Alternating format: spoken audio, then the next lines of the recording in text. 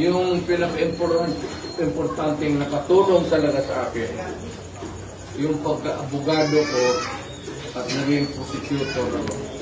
Tapak ko talaga yung crime and criminality and criminal. So, sige, pupunta na para makulit na mo. Mayor, nabitin ka sa Senate hearing. Kung sa pa yung gusto mo? Wala man nabitin, pero mas gusto ko unta na mas kagang pangutana pa. Kay daghan mga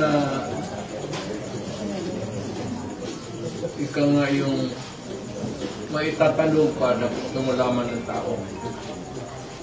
What I'm trying to say is that at that short of time that I was sitting there as a resource person, ako yung may the one who was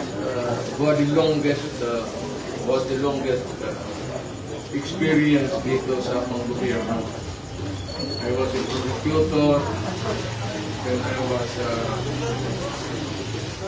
vice mayor, congressman, and then presidency. Ako yung may maraming experience na kadaanan. Yung pinaka-importanteng nakatulong talaga sa akin, yung pagka-abogado ko at naging prosecutor ako. Medyo, hindi naman sa pang nagyayabang ako, pero tapak ko talaga yung crime and criminality and criminal. Mabuti nalaman ng buong sambayanan Pilipino na talagang hardline. Hindi naman ako galit. Yung sabihin mo na may galit kaagad ako sa puso. Hindi yun, but hardliner talaga. Kaya nga ako nagturo sa Police Academy. At hindi ako nagturo dito sa mga colleges and universities. Pwede naman sana dito lang ako noon. Kaya lang talagang sinadya ako na mag-travel ako ng mental. Pagkatapos ng trabaho ko sa ako. Kasi gusto kong magturo sa mga pulis, pati sundalo. Ito, importante ito. Itapon ninyo sa labas. Sa Manila and everywhere.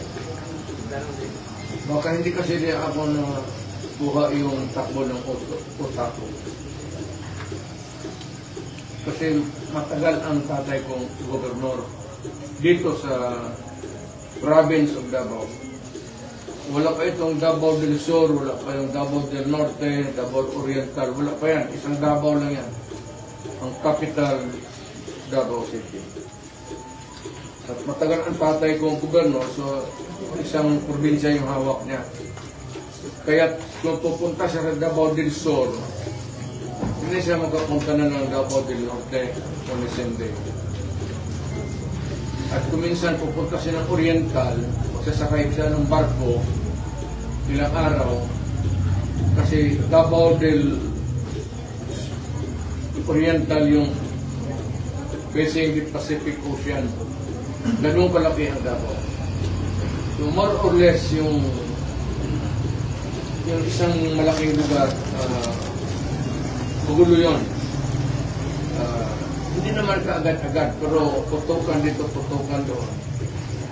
Kaya ako nasanay na nanonood sa tatay ko, yung usap niya palagi, yung provincial commander, yung mga Philippine Army, provincial officer yung sa police PNP.